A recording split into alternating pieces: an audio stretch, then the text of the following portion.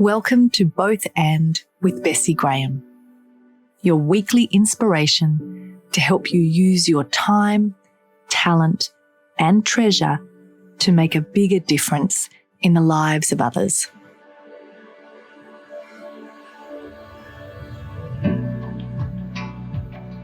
I'm your host, Bessi Graham, award-winning entrepreneur with over 20 years of experience from the grassroots to the hallowed halls. Thanks for joining me. Let's jump in.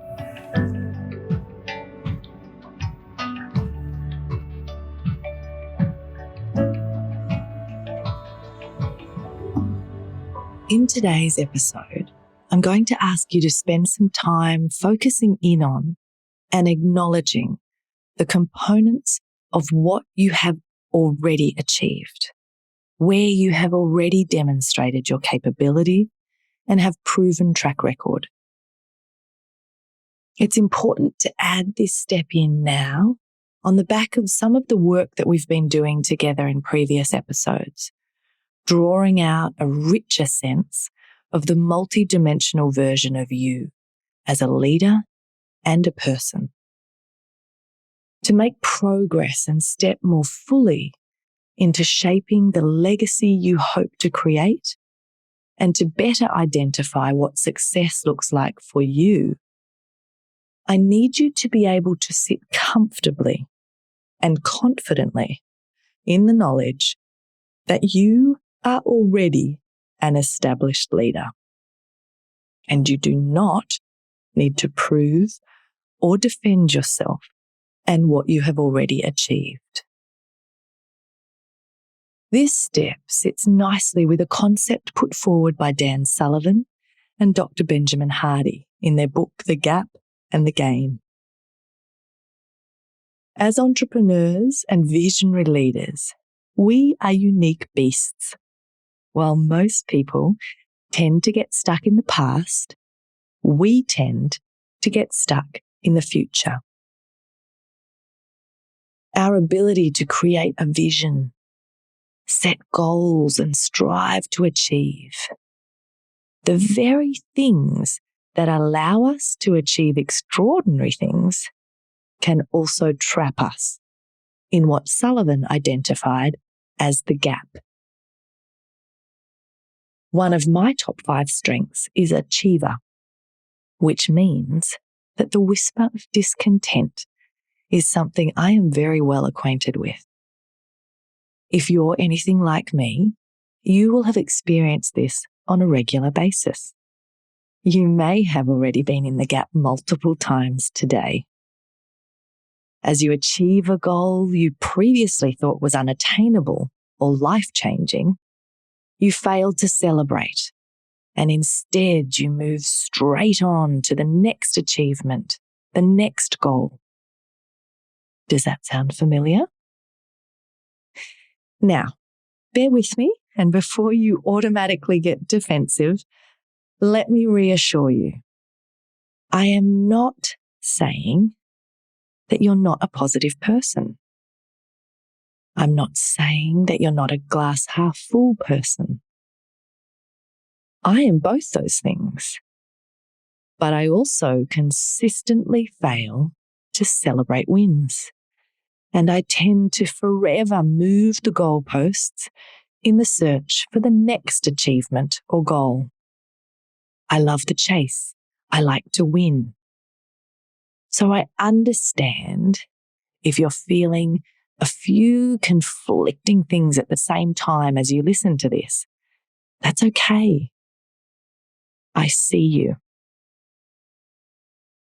I just want you to remember, as you listen today, that this podcast is called Both And.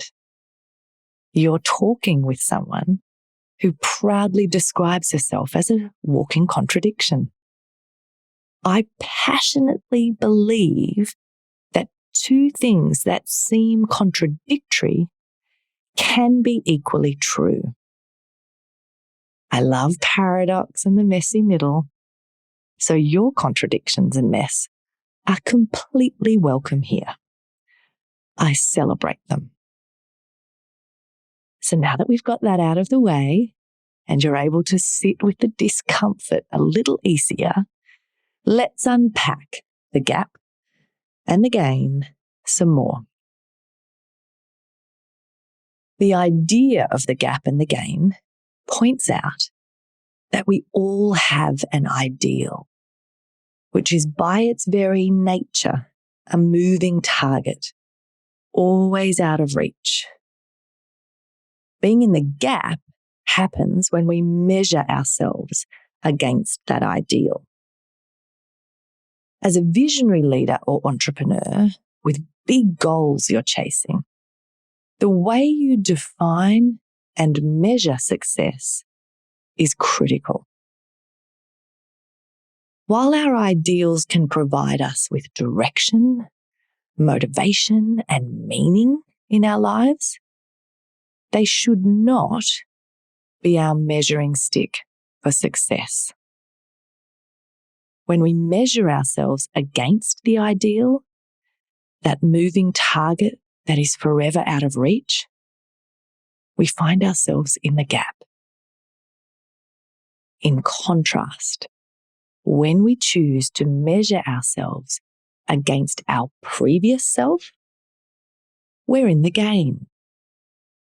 Hardy put it this way: being in the gain means you measure yourself backward against where you were before.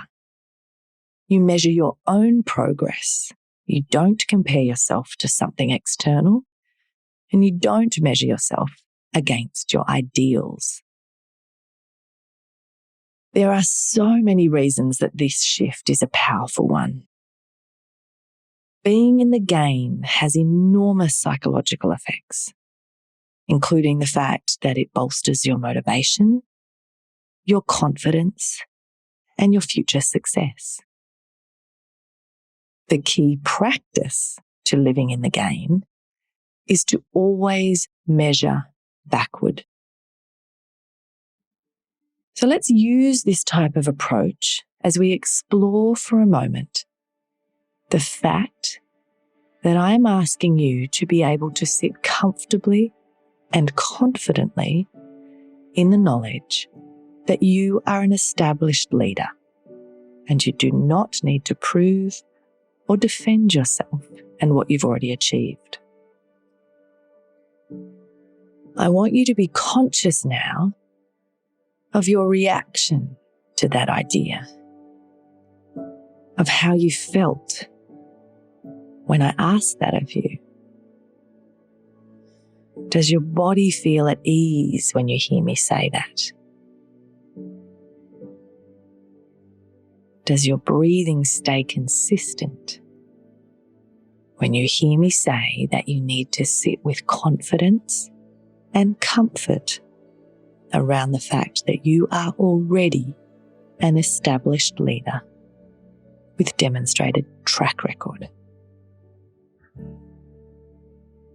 If that doesn't sit well with you, just tune in now to what's happening inside you. Are there thoughts or internal conversations running through your mind? If so, what is it that you're saying to yourself in response to that idea? How are you saying it? Be specific. What words are you using? Beginning to become more conscious of that self-talk, the language and the tone will all be important aspects as we do this work moving forward to more intentionally and consciously design lives that allow us to live and lead in a meaningful way, to move towards your version of success and contribute to a legacy that is bigger than yourself. If there are words, ideas, concepts, or different pieces that are coming to your mind now that seem important, I would encourage you to capture them. How you choose to do that is up to you. So whether you do a mind map, jot down some individual words, sketch something or journal, whatever works for you, capture those ideas. Because starting to become more conscious and have the ability to look back and see those patterns, to be prompted and reminded of breakthroughs or aha moments that you've had, and revisit them to see the progress you're making, will all be important aspects of this next chapter of your life. When you think about some of the conversations we've been having and the work I've asked you to do around the really important area of you getting to know yourself better, the self-reflection, the self-awareness, and the foundational role that plays, and then you combine that with this practice of learning to be in the game, you'll start to see why this practice of journaling, mapping, or capturing your thoughts and ideas is going to play such a critical role. Because the ability to read these things later, whether it's a week later, a month later, or many years later, is all part of the data points that you begin to collect that allow you to really understand yourself, but that also will be the drivers of your motivation and your future success, because they will allow you to look back with excitement and see the progress you're making, to see the change in yourself, to see those achievements and not just take them for granted and have them blur into the background as you run to the next goal or the next achievement. Writing these down, being conscious, capturing them, and then coming back and reading them will all be part of your process and of your practice to deeply understand yourself and to move in the direction of that ultimate life and legacy that you want to be part of. So as we continue this exercise, I'm going to walk you through some questions that focus on different time horizons. As you get to know me, you'll find I'm a big fan of using different time horizons to zoom in and out and gain perspective.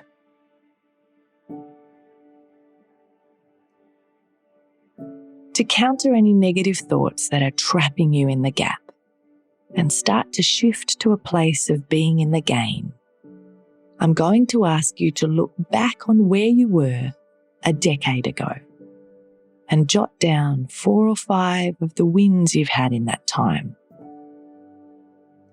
So think back over the last 10 years. Maybe think about what you've learned in that time.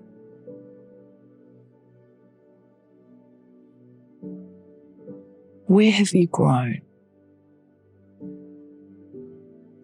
Without self-censoring or judging, just write down what's coming to mind in that time period.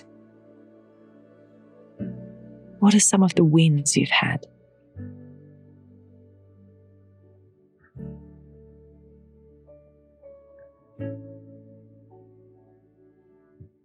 What goals have you achieved?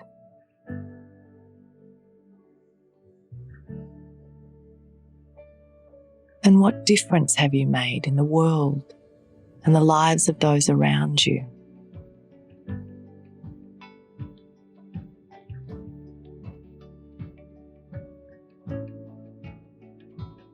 Now let's focus in, zoom in a bit on the last 3 years. When you think in that time frame, what are you proud of?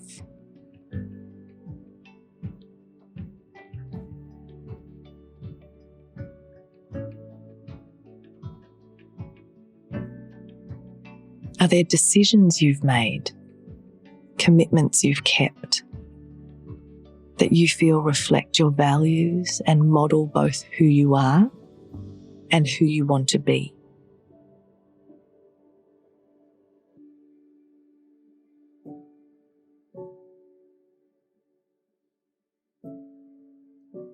And when you sit in that time period of the last 3 years, I now want you to identify if there are things that you've achieved in the last 3 years that you would not have believed possible 10 years ago. So what have you done in this last 3 years? Or if you were to zoom back in time to you a decade ago, and you had seen that written down, it would have excited you, but you would have thought, oh, that's not even humanly possible. It'd be great, but it's not achievable. What are those things? Even if there's only one, write that down and just sit with it for a moment.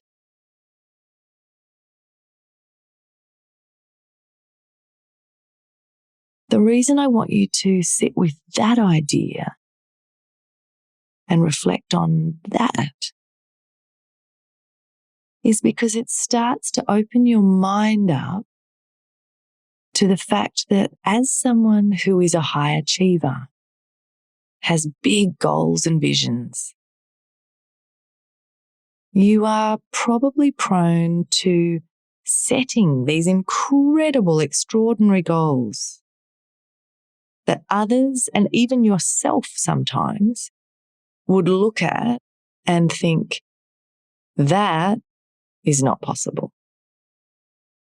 It would be incredible. I would love it. It would be impactful or change the world or improve people's lives. But it's not attainable. But we set these big goals that we love to chase and run after. This exercise of identifying something that you would have thought was not possible, but you've actually managed to pull off,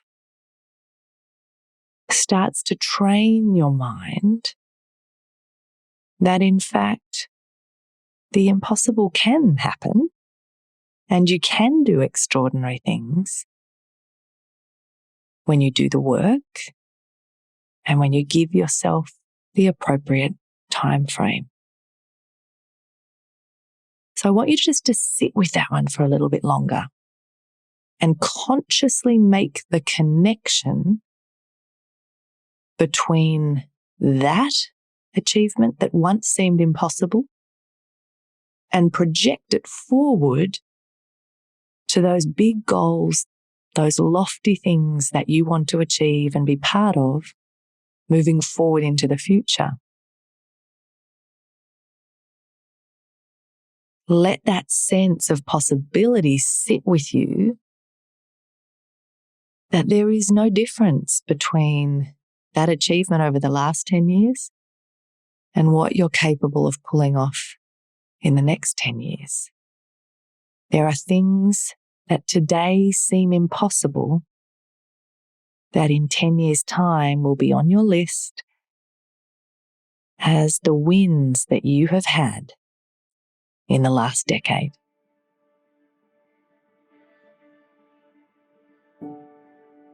Now I want you to shrink the time horizon down again to the last 90 days. What would you see as your 3 most significant wins in that time frame?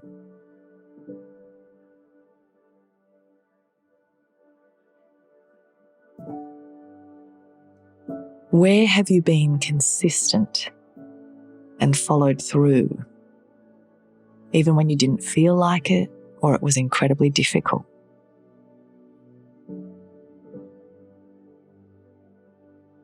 Maybe capture any breakthroughs or insights that you've had about yourself in that time frame. Again, with this one, remember that insight into you and actually writing down those breakthroughs is really important, because so often we're learning and growing and changing and evolving so quickly and so much that we actually lose sight of that. We don't see how much we've grown. So capture those things now so that you can really acknowledge your own growth, your own learning, your wisdom, and your self-insight. And if you're struggling to write down things or to identify 3 wins in that last 90 days, maybe start by thinking about some goals that you've made progress on. As someone who has such high expectations of yourself, who sets such high standards for yourself, it can sometimes feel difficult to actually own your wins because you downplay them and you think, oh, that's not impressive, that's not a win, I'm not there yet. If you're struggling with that, then just write down the progress you've made towards one or some of your goals. And that can begin to open your mind up to actually identify progress and wins if it's not coming naturally to you yet.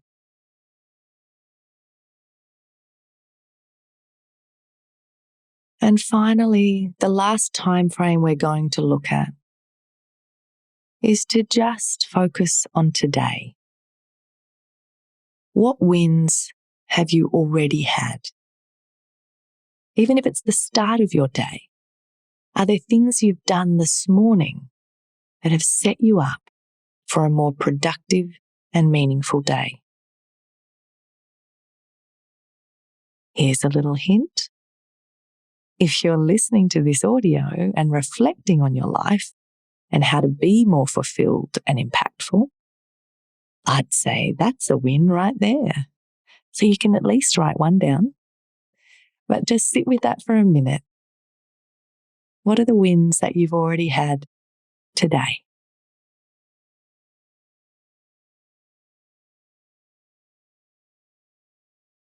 When you now look back at your list over those different time horizons and think about what those achievements and wins say about you, are you starting to sit more comfortably in the truth that you are, in fact, an established leader with track record?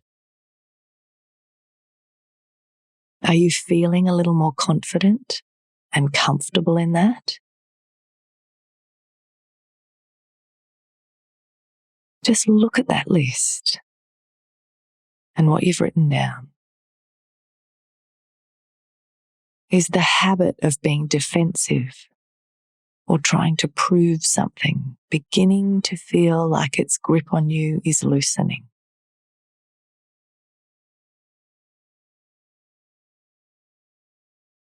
My hope is that even just through doing that exercise, you can feel a positive shift in both your mind and your body.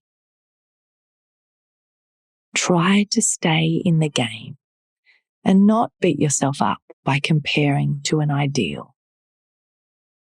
Focus on how you felt when you first reflected on what I was asking of you, and acknowledge yourself for the progress you made as you shifted into the game and identified some of the wins you've had in the last decade, 3 years, 90 days, and today. Remember, it's a journey and a practice. We are always evolving and learning. So enjoy the ride. Thank you so much for listening to Both And with Bessi Graham. You know you were born to do something significant, so don't leave it to chance. Join me each week to pick up quick tips and ideas that will support you on your journey to live and lead a meaningful life. If you enjoyed this episode, please subscribe to the show so that you never miss an episode. And leave us a review so that other people can find us and feel a little less lonely and a little more supported on their journey of leadership. If you haven't joined our Facebook group yet, you'll find the link in the episode notes. Please join us. Thank you so much for being a part of the community and for tuning into the show each week. See you next time. Cheers.